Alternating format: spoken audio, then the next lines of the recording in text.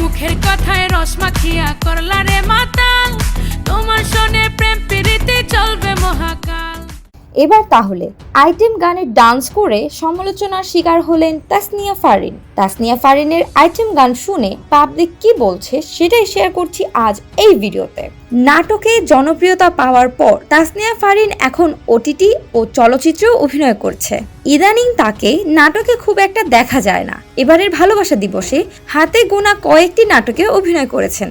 আনারকলি নামে একটি নাটকে ফারিন অভিনয় করেছেন তৌসিফের বিপরীতে। এ নাটকের লোকাল বয় শিরোনামের একটি গানে কোমর দুলিয়ে নেচেছেন তিনি।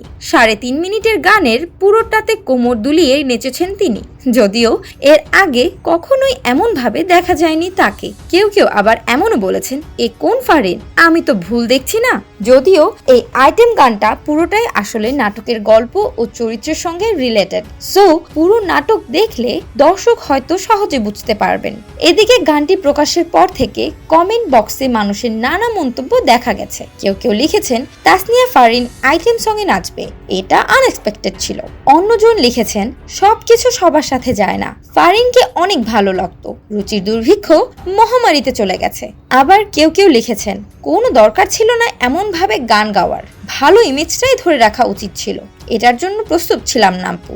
একজন লিখেছেন তাসনিয়া ফারিনের ওপর যে আস্থাটা ছিল তাও শেষ হয়ে গেল। আসলে টাকা এমনই জিনিস যা দিয়ে আত্মসম্মান বোধ, বিবেক বোধ সবকিছুই ধূলিসাৎ হয়ে যায়। টাকাটাই হয়ে যায় মুখ্য, ব্যক্তিত্ব হয়ে যায় গৌণ।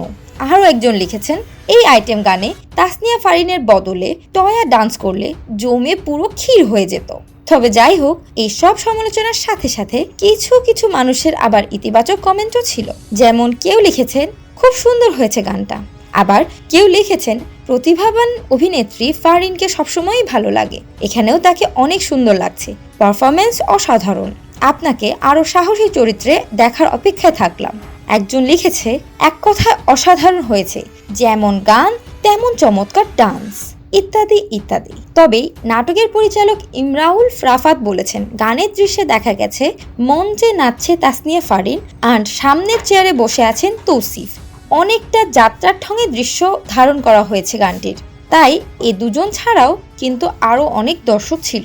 ওভারঅল যেটা বোঝা গেল এই গানটি নাটকের স্টোরি ও ক্যারেক্টারের উপর বেস করে করা হয়েছে। বাট যারা তাসনিয়া ফারিনের ডাই হার্ড ফ্যান আছে তারা কিন্তু এটা কিছুতেই মেনে নিতে পারছে না।